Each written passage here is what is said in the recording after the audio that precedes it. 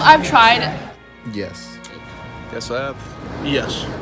I have used an e-cigarette vape.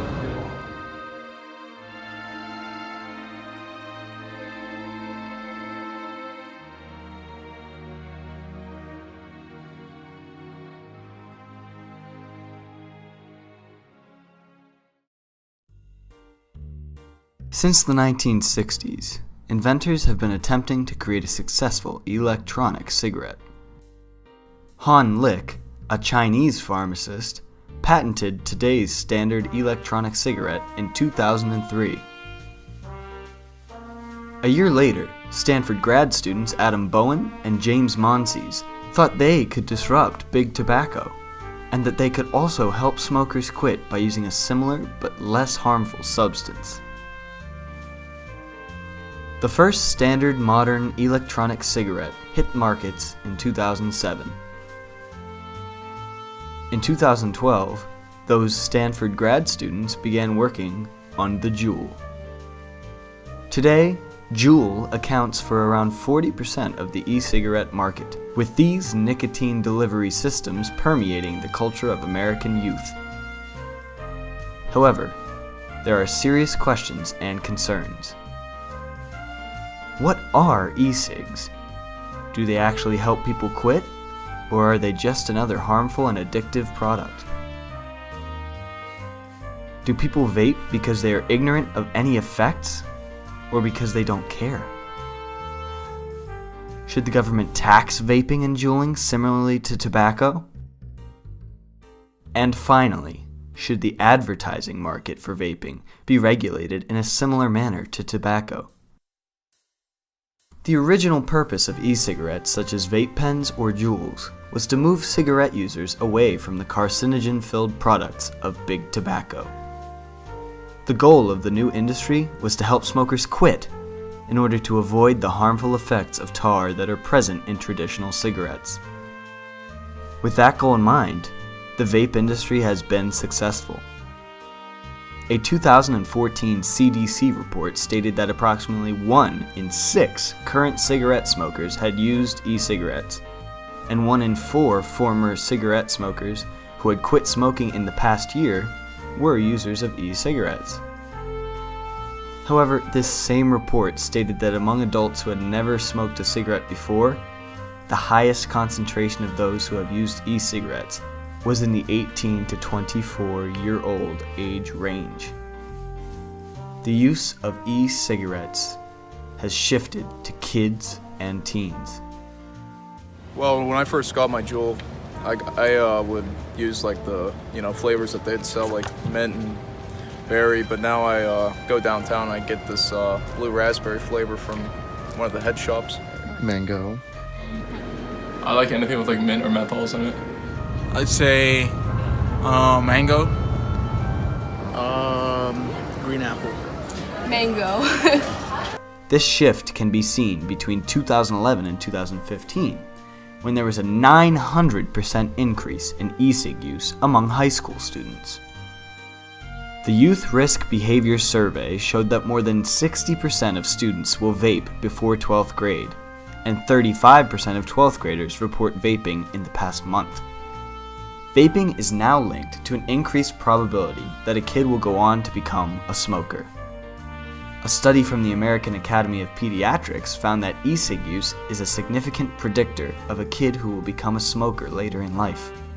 With increasing rates of e-cigarette usage among those 18 and under, it is clear that kids and teens have taken e-cigarette usage to be a defining generational practice. My friend does. I've only tried it like twice, just with my friend. I was curious at like a party. I started using my friends and then I got my own. I honestly just had a lot of friends that did it, to be honest, and then it started as like a, here, try this, so then I did. These statistics show how kids have taken over the industry. By examining the marketing techniques of the industry, we can see how major companies have shifted their focus to young adults. For instance, companies are providing $250 to $5,000 scholarships that ask kids to write essays about why vaping has actual health benefits. In addition, with the rising costs of tuition to college-level institutions, high school students will be more inclined to apply for these scholarships in order to alleviate future monetary hardship. Companies such as Juul have also shifted their marketing strategy to be centered around social media. In 2015, Juul spent more than $1 million to market on the internet, although this has recently changed. Social media is youth-centered. Social media influencers use e-cigarettes in settings and contexts that increase the social appeal of the product and encourage young social media users to recognize these advertisements as something that will make them look cool. Another way that e-cigarette companies are marketing their products is by sponsoring music festivals and events. Juul sponsored a Music in Film Summit at Sundance in 2018. This marketing technique has been banned for cigarette and smokeless tobacco companies in the 1998 Master Settlement Agreement and the 2009 Family Smoking Prevention and Control Act, because evidence links this type of sponsorship with youth tobacco use. There are arguments that e-cigarette companies should be regulated similarly to traditional cigarette companies. However, the e-cigarette companies continue to argue that their products are less detrimental to one's health than traditional cigarettes. So they, in their minds, should have the freedom to market their products as they choose. Furthermore, many e-cigarette companies have introduced products with appealing flavors to the market. Although this has been recently changed, it still plays an effect in kids' decisions to vape.